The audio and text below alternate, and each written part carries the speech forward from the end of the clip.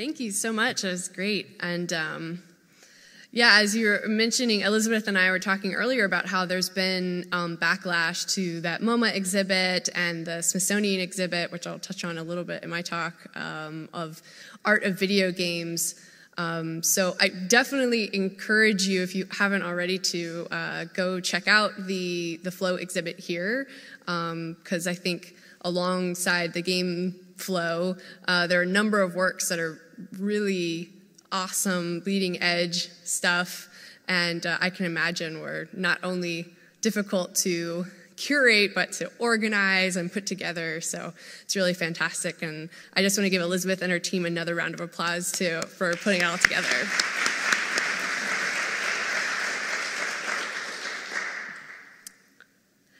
Okay, so hello, I am Kellee Santiago. I'm a game developer, producer, and advocate. I believe that games can both be deeply meaningful and wildly entertaining, as shown in these two examples. And I create, work, and talk to demonstrate that. In 2006, I co-founded That Game Company, which started with 4 people and ended with 13 people before I left, with the goal to create video games that explore different emotions than the video game marketplace offered at the time, with the idea that by doing this, we could attract new types of gamers and make video games more relevant as an artistic medium. We developed 3 games for the PlayStation Network: Flow, Flower, and Journey. And Elizabeth mentioned this as well. In 2010, I co-founded Indie Fund with 6 other independent developers, and it's an angel-style investment fund that invests in indie developers up to around $150,000. So people, new voices that we think are really interesting and we'd love to see more games from. So giving them funds at very amenable terms to help them get financially independent so that they can keep making games that we really love. And we've funded a number of projects to date. The last one there, Antechamber, is actually coming out this Thursday on Steam. And we also make all of our terms and our process transparent and available on our website. This is our agreement with all of our developers that we have on Google Docs. I also became a noted advocate in video games for video games as an artistic medium. In large part this was due to my 2009 TEDx talk, Video Games Are Art, What's Next? And this was followed by a fellowship in the TED Fellows program, which I highly recommend applying to if you're interested, because it's an incredible program for innovators and entrepreneurs. I also participate as an advisor on a number of independent games, conferences about independent games, and programs to promote games as an artistic craft, including the Indiecade Festival of Games, which happens in Los Angeles and is now just about to have their first New York show, Indiecade East, and the Independent Games Summit, which happens at the Game Developers Conference in San Francisco, as well as the Art of Video Games exhibit, which recently ended its run at the Smithsonian American Art Museum and is now on tour through the United States. But despite popular opinion, I'm actually not that interested in whether games are art or not. I think it's important to accept them as art, because then we get into the more interesting conversations of artistic responsibility as game developers, our place in culture as a medium, and the vocabulary with which we all as gamers and as game makers and players describe our feelings about games and how they impact us. So what am I here to talk about? I'm going to start by talking about my own personal winding path into games and how I became introduced to flow theory. Let's see, and then sort of an introduction to flow theory, at least how I've applied it into my work as a game developer. And then that application into the games that I worked on at That Game Company and for PlayStation Network.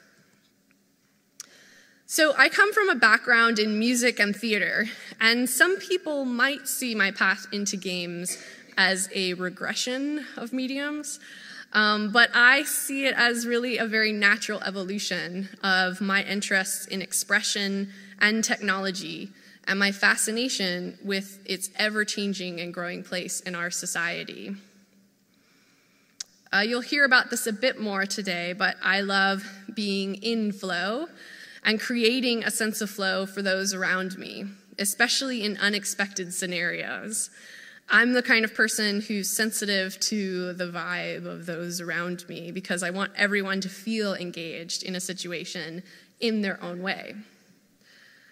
And on a related note, I love subcultures. I love hearing about and reading and watching or finding people who are so completely wrapped up in a certain activity or a movie or whatever it is that they're so happy when they're engaging with it.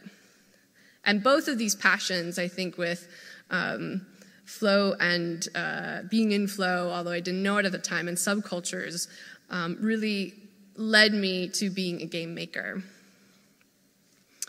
I grew up in Midlothian, Virginia. This is my brother and I in our backyard. My parents instilled in me from early on an appreciation for the arts, for reading, and for culture. My father had an extensive classical music record collection, and Leonard Bernstein was a household name.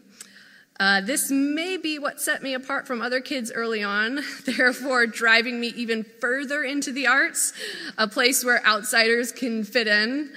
Or it could have been that time in middle school when I told my dad I was interested in becoming a lawyer. I'm going to look at him.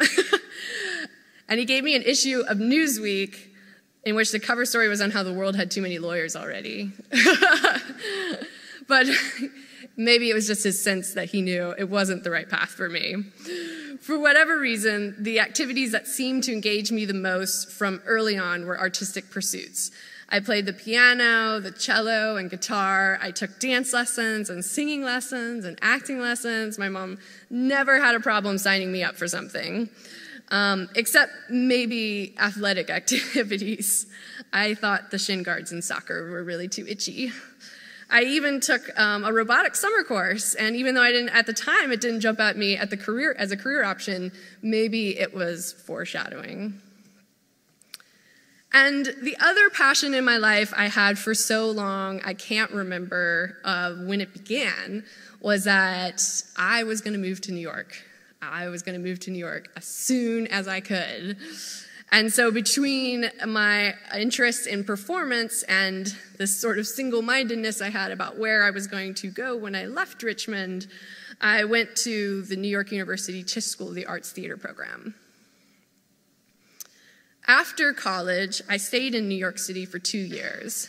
I produced and managed some shows. I performed with an improv group. I taught arts or arts-related courses at schools around New York. I really loved working on original shows as opposed to the remounting of old plays. I really loved that process of creating something out of nothing and doing it with an ensemble and taking all the different disciplines and incorporating them together. My parents were unbelievably supportive when I think back on some of the really weird shows that they came and watched because I was a part of.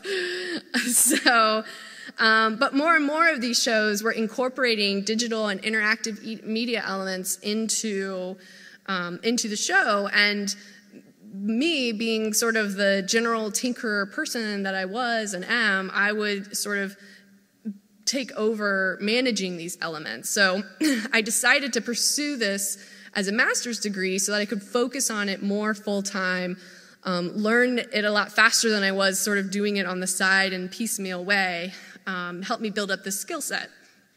So that's what brought me to Los Angeles and to the University of Southern California, the School of Cinematic Arts Interactive Media Division. It was at USC that the thought of being a game maker first clicked in for me, and it happened in 2 ways. The first was that I took a class taught by this woman, who's now chair of the interactive media program at USC. And when I was there, she taught a number of game design classes, and she had also just written the game design workshop book, which is a fantastic book on game development process. The first class I had that was taught by her was this critical studies class on the history of game design, but throughout human history, not just in video games and not just board games, but game design throughout human history and culture. And that's where I became aware of really like that play went beyond just the specific games I knew, whether they were digital or analog. Because we can see this in other animals. Play is a vital part of growth. It gives both dogs and humans and most mammals the ability to learn and develop skills as we grow up. And this newfound knowledge validated for me something that I had felt for a really long time, which is that games are a medium. And if games were a medium, that meant we could communicate a variety of ideas and stories through them. It meant that video games didn't have to be just what they were. And in fact, video games, as I knew them, had only covered a very sliver of possible experiences if you put it in this context. The second thing that happened to me at USC was that I got to go to the Game Developers Conference. This is a conference that happens once a year, although there are other game developer conferences that happen throughout the year in various locations around the world now. But the main one is in San Francisco in the spring, and it began as a gathering of a few people in someone's backyard, and now it has over 15,000 people attending each year. But the spirit of the conference has really remained the same. It brings together game developers from all over the world, and they share their lessons learned over the last year, and not just the successes, but the failures as well. And I got to meet all these really great individuals that had made and make games that I love, and people I never met before. And I found a lot of people who were like me, like they were multidisciplinarians, sorry. And they were interested in science and math and the arts and psychology and anthropology. And I, in essence, had found my tribe. But where do I go from here? I was so excited after that first year. So I tried to start working on as many game projects as I could. And in my second year at USC, the newly formed Game Innovation Lab there offered a small grant to a student project to create an innovative game. That was the mission, create something innovative. And Genova Chen, who would later co-found that game company with me, asked me to help out as a producer, so I hopped on board. So this project started right around the time that Grand Theft Auto, I believe it was Grand Theft Auto San Andreas, had just come out. And then, much like right now, we were at a time when there was a sort of surge in the media around games being too violent, being bad for children, being bad for culture. So we wondered, in order to do something innovative, if we could make a game that didn't express any of the emotion in games that games were typically associated with. Violence, addiction, stress, and if none of these others, they're comedic or just silly. Could we make a game that expressed a different emotion, but was also really engaging? Was it really possible for games to express different emotions? So we considered creating a game around this feeling of what it was like to be a child looking at the sky and daydreaming. And we wanted to see if we could create a game that allowed you to just remember what this feeling was like. And the result was this game called Cloud. This was a trailer video we put together for it. And this would have been in the fall of 2005 is when we made it available for download to submit it to festivals, student festivals and stuff.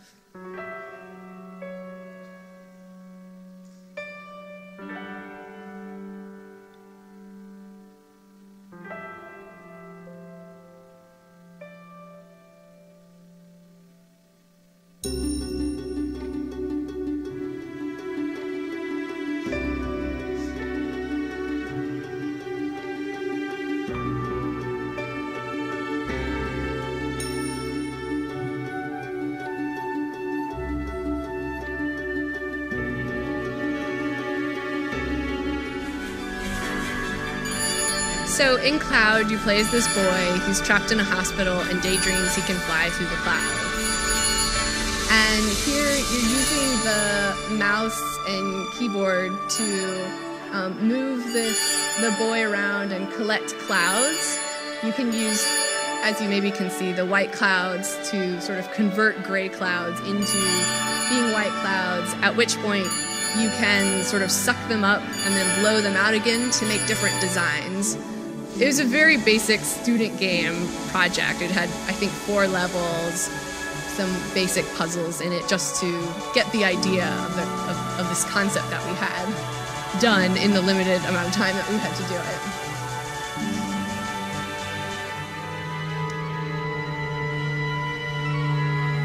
And in this level, you need to bring white clouds to these dark, stormy clouds to create rain and clean the land below you. So there's no real enemy, which was one of the big pieces of feedback we would get on it. It was lacking a lot of the traditional conceits of video games. There's no score, right? There's no timer. The music and the speed at which you could control your character were very deliberately designed to slow you down, to make you feel like you could take your time with this and sort of be at peace in the environment and really, hopefully, enjoy yourself in it. And the response was incredible. We made it available as a free download, again, mainly to submit it to student festivals. At that time, that's what you usually did, and you would have maybe tens or maybe over 100 people download it from judges and festivals and stuff like that. But in 3 months, we had over 350,000 downloads of this game from across the world after being featured on G4's Attack of the Show. So it was very validating, especially to Genova and I, that people did want games that expressed different emotions. But along with all those players, we got a lot of feedback that the game was very complicated to control. We had this weird, as I was saying, and you may have seen some of the graphics pop up, sort of mouse-keyboard combination, which is common to PC gamers and people that play a lot of PC games in general, and at that time, if you played World of Warcraft. Although we tried to make it more intuitive than those games, which meant that really we sort of hit this no man's land. Like, the controls were just sort of complicated for everybody. Because even if you were a PC gamer, our controls were weird, and if you didn't really play a lot of games, the controls were weird. And that's what initially brought Genova to flow theory. How could we make games like this that had content that was accessible to a wide variety of people, and yet still make it an engaging experience to a wide variety of people? And I think also, in a way, it was sort of about how can we kind of maybe slyly trick people into playing a type of game that they may not otherwise try because it's fun, because it's engaging to them. So they could get past these weird things like the fact that there's no timer, or, no explicit competition in it. So, flow.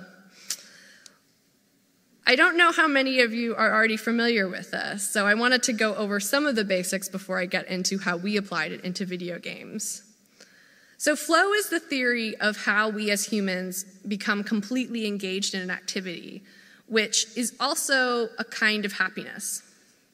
Mihai Csikszentmihalyi, who's the psychologist who founded flow theory, he found that in the early 70s that little research had been done on this emotion of being really engaged in an activity, although plenty of research had been conducted around the absence of this emotion, around depression or anxiety or loneliness.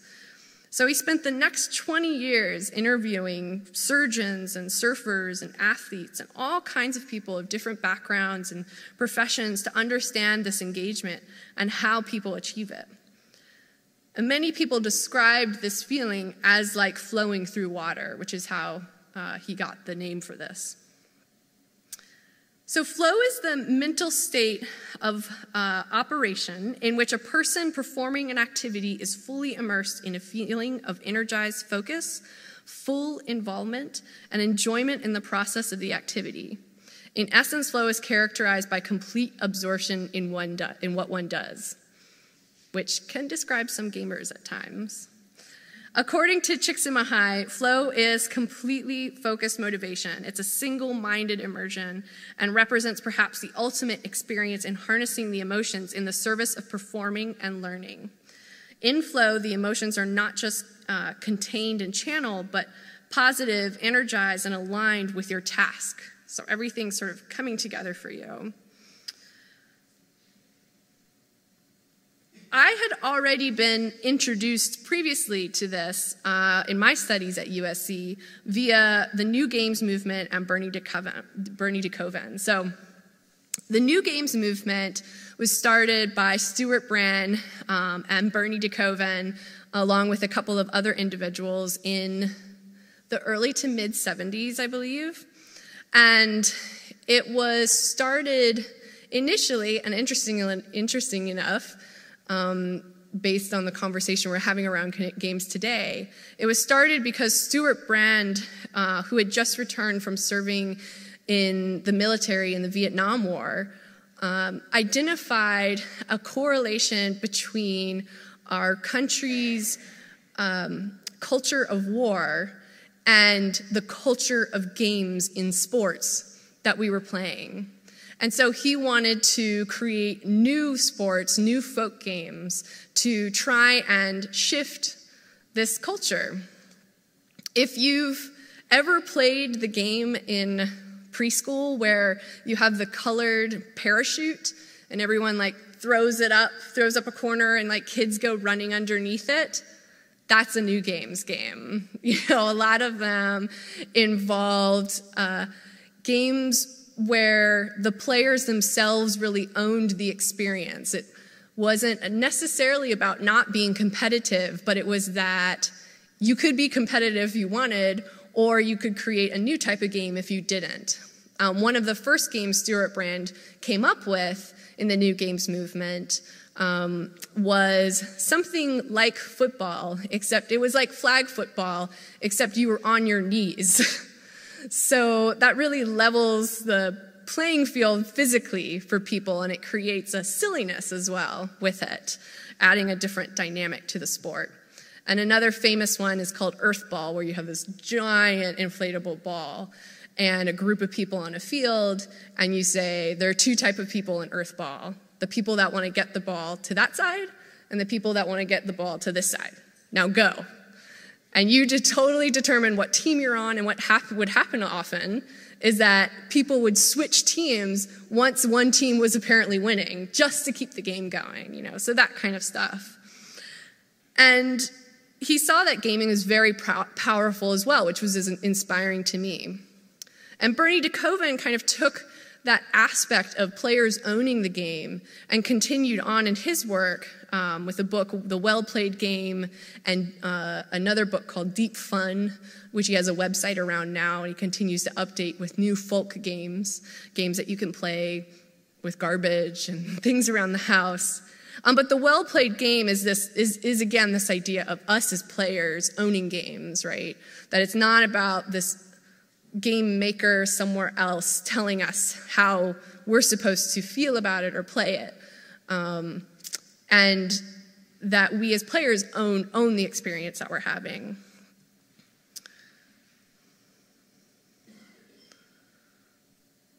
So he identifies in applying flow theory to game design that it's really a balance between challenge and ability, which I'll touch a little bit more on in a bit. So a challenging activity that requires skills, the merging of action and awareness, clear goals, an activity that has clear goals, with direct feedback, a concentration on the task at hand, the sense that you have control, the loss of self-consciousness in that,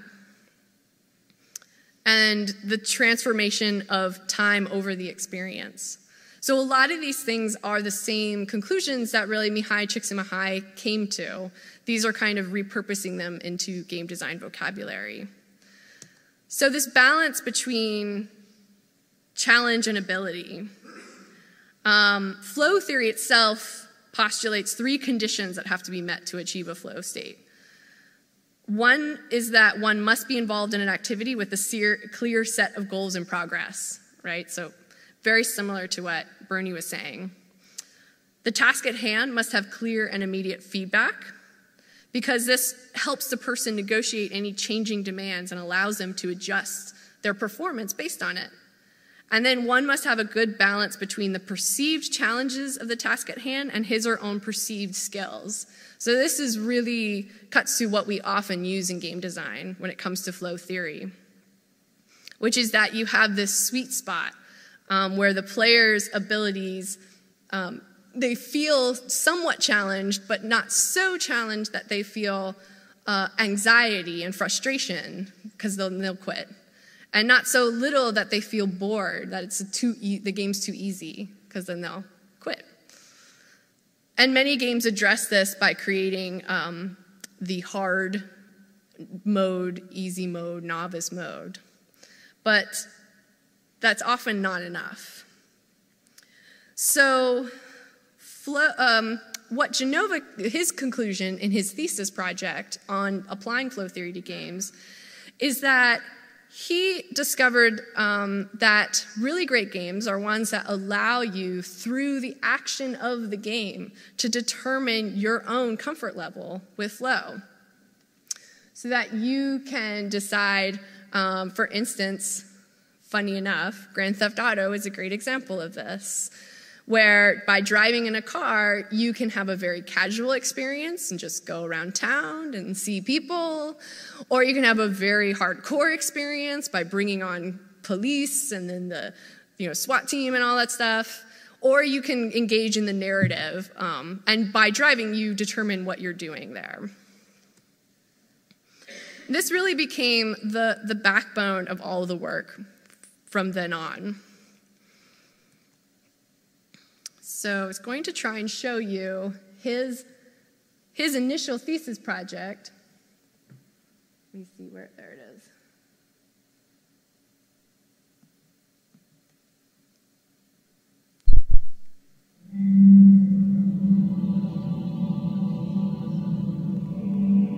So I'm playing as this little aquatic organism, and by eating, I can grow my organism, which kind of gives me more life over time. I can also eat the blue pill here, basically, the blue food, will take me up back to higher levels where I came from, which are easier.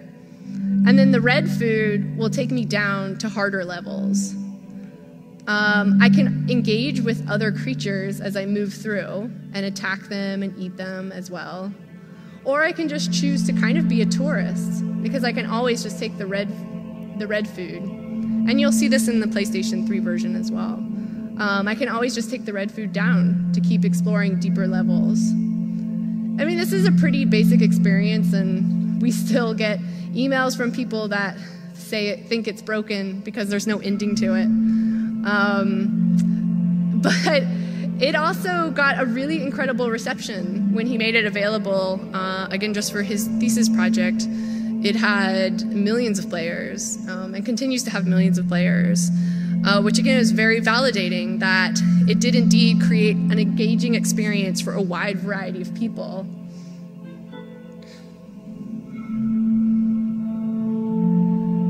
So then, long story short, we were approached by Sony Santa Monica to develop 3 games for PlayStation Network.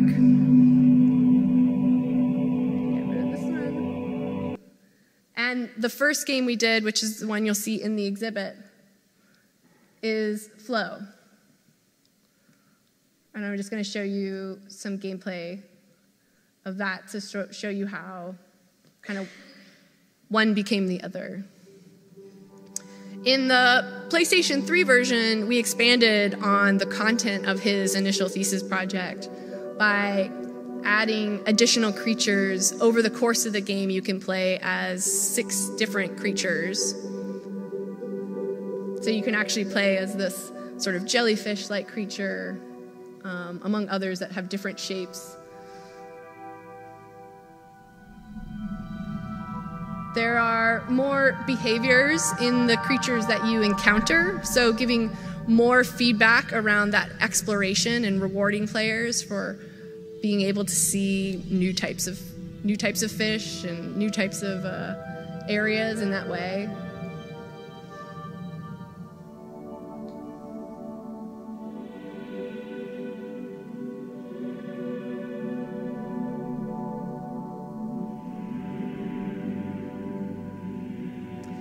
And another big point in both projects, actually, for feedback is that, and again, there's no score, there's no time limit, but another way we gave feedback instead of those methods was through the audio, because with each creature, there's a different background track, and as you're eating foods or other creatures, little notes of music will play that fit into that soundtrack as well. So you're kind of building your own soundtrack as you play, through the play of the game.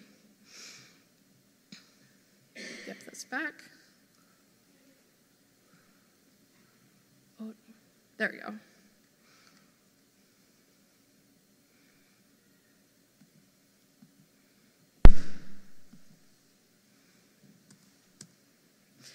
So then our second project for PlayStation Network was Flower. And this was really the first project that was a marriage of the practicalities of applying flow theory in games that we did in the game flow and the aspirational, emotional content that we were after with Cloud. This was really the first project that we tackled both at the same time. You know, how could we apply these design tools that we had learned to a subject that wasn't really common in games, which was the idea of making a game that made you kind of feel like you were in the middle of a giant field of flowers.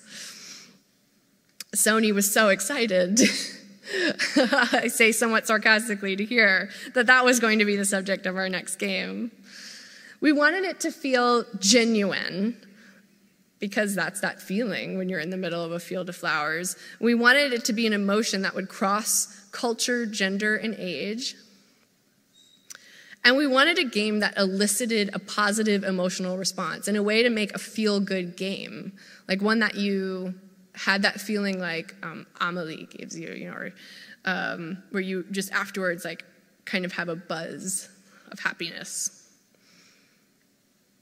Oh, darn it. Sorry, I have to click through a bunch because I didn't change the color on the text on this side.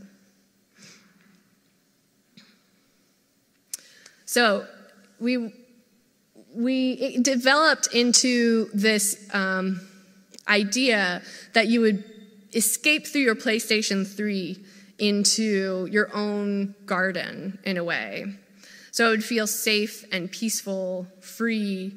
There was this lofty idea of that you would feel so good afterwards, you'd be motivated to give love to others in your life, which really evolved more into a concept around harmony and balance, because we started introducing these themes of the city versus nature, which you'll see a little bit of in this trailer. So this is how that turned out.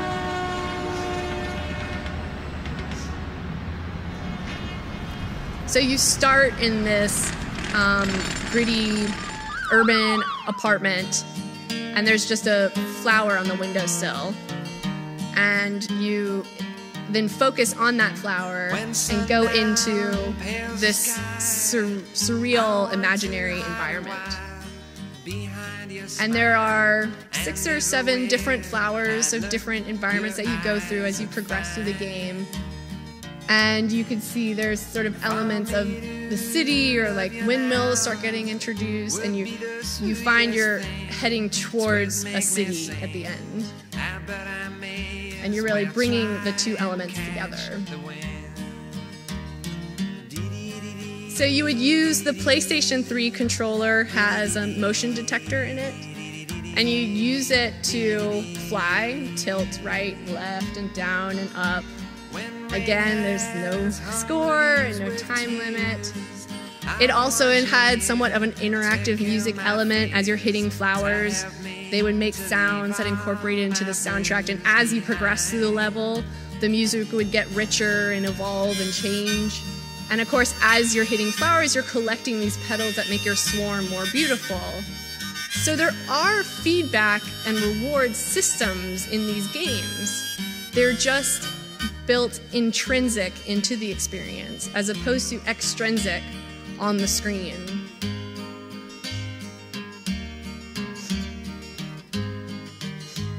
I bet I may as well try and catch the wind.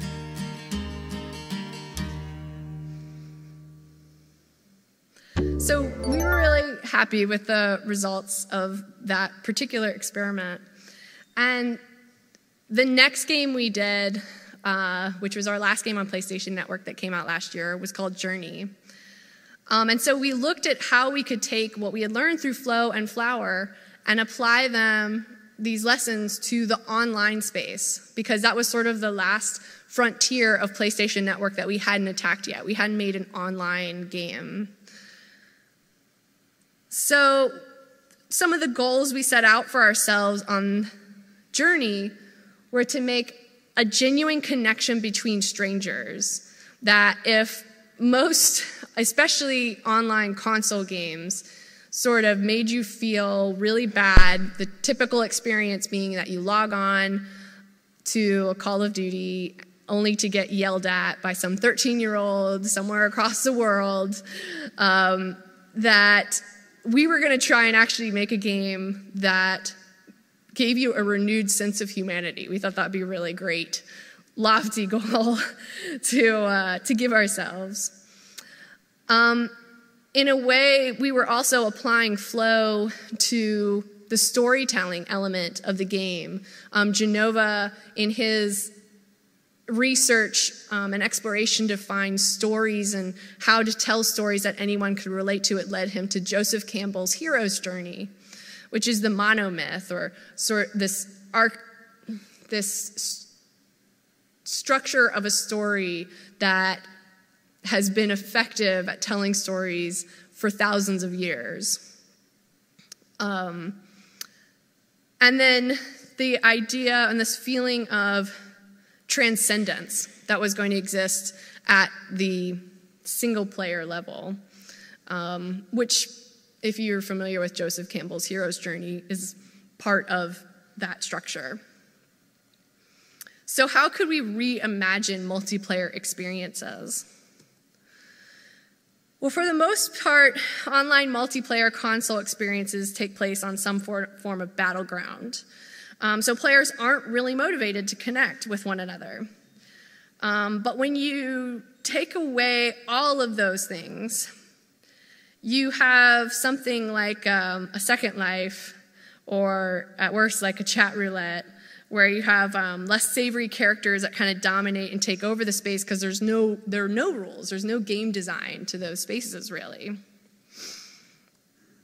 Yeah, so these other personalities sort of taint the experience for everyone.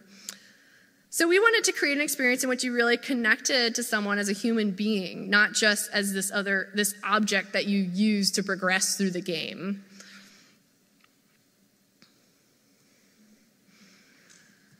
So, yeah, well, that's how usually it plays out.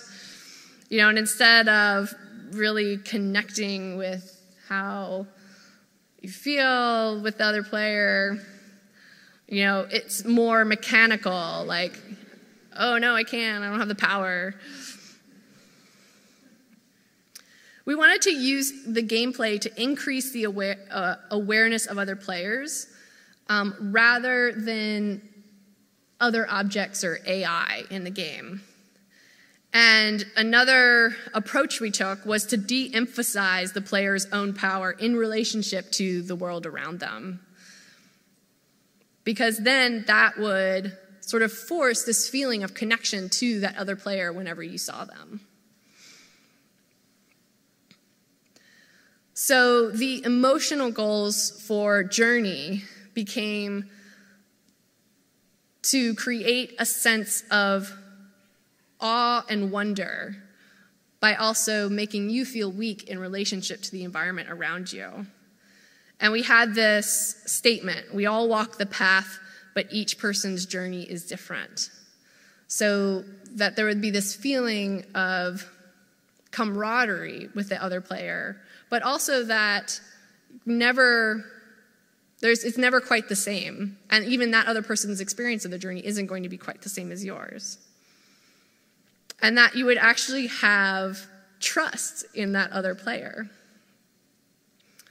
And intellectually, we were applying the hero's journey, and these ideas around experiencing the hero's journey, but adding this question to it. Because the hero's journey is always about the individual. But could you have that experience with another person? Was that possible?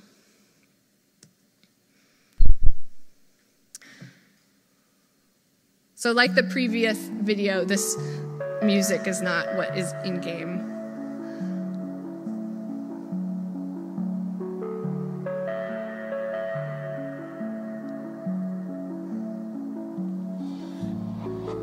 So in Journey, you play as this rogue figure. You wake up in this desert environment, and all you know is that you have to get to that mountaintop. That's your goal.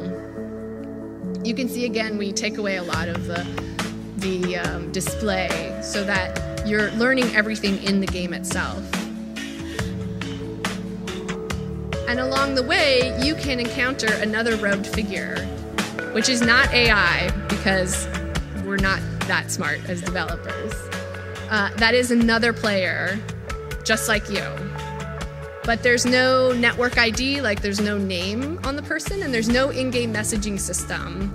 You have this shouting ability which people can use to kind of communicate to one another. But it allowed us to also make our servers global. So you can be playing with someone who doesn't even speak the same language as you, but you're able to share this experience.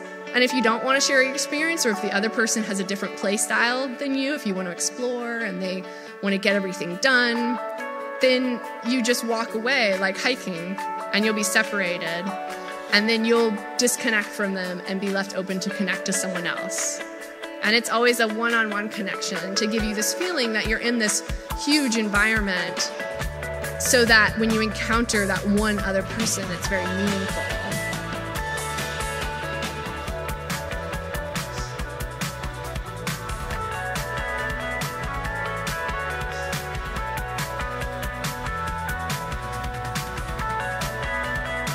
And I really learned a lot from Journey about, well, I had always believed that you could really place a lot of the extrinsic goals in games and make them more intrinsic. You know, like the question of why would players come back? Traditional game development, and this is what we got from our publisher a lot, was you have to make them you have to make it so they can't do something unless they've played it 5 times, because then that'll force them to come back, right? And my feeling was, well, if we just make it really beautiful to be there, if we make it a really interesting place, then they'll want to come back. And things like that. And Journey, the response we've gotten from players has been so positive, and we've had so many players, that it's been very validating in that way, that you really can. It takes a lot of work. It takes a lot more work to make something pretty than it does to add a counter, but it does work, and it's worth it to do that, because I think it makes a more valuable and meaningful experience in the end. So, the future of games, what's next? Well, having fun is really just the surface of understanding flow. Just like understanding games as fun or addictive is really just barely scratching the surface of game design. Csikszentmihalyi describes his life's work as the effort to study what makes people truly happy. And that the emphasis here is on the word truly, because to him, happiness is not simply flow, nor an emotional state, nor even the experience of pleasure. That happiness, he points to, involves the continual challenge to go beyond oneself as part of something greater than one's own self-interests. We have technology now that allows us to be connected to one another at all the time, and connected to the world as well, to information and to places and restaurants and all these things. But right now, it seems that so often we use this technology to show the material, what we've eaten, what we just bought. And thankfully, cats occasionally break this up.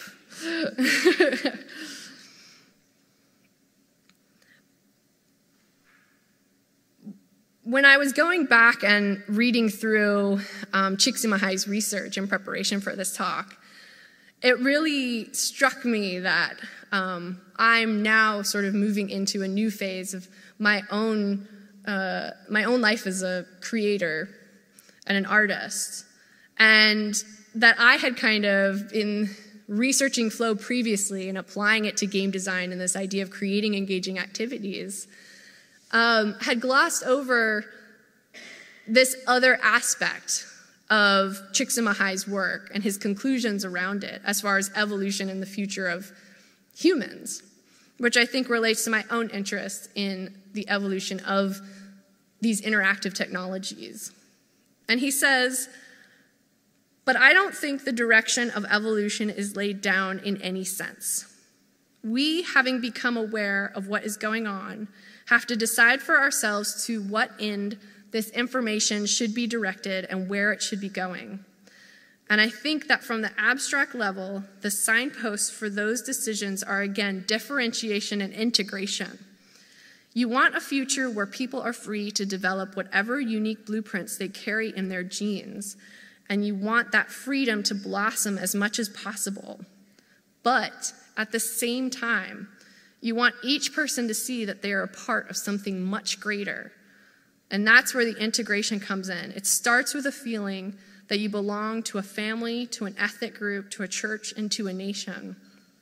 But unless you realize that you're also a part of all the living systems and the planet, that there's something beyond all of this that we can sense, unless you're a part of that, then evolution would not be very successful as far as I can tell." And I think just as I was so drawn to games as a way to shape how we communicated through technology and used technology as a communicative medium, I think this is what's really interesting about the next phase, because it's here, whether we like it or not. We all have these devices, we're sharing stuff all the time, but we have the possibility, being on the precipice of this technology, to shape it and guide it in a way that we see meaningful and useful to us. And games are really great in engaging us in activities. Game design can connect us to one another and to the world around us in deeper and more meaningful ways like this. And so that's what I would like to see. Thank you very much.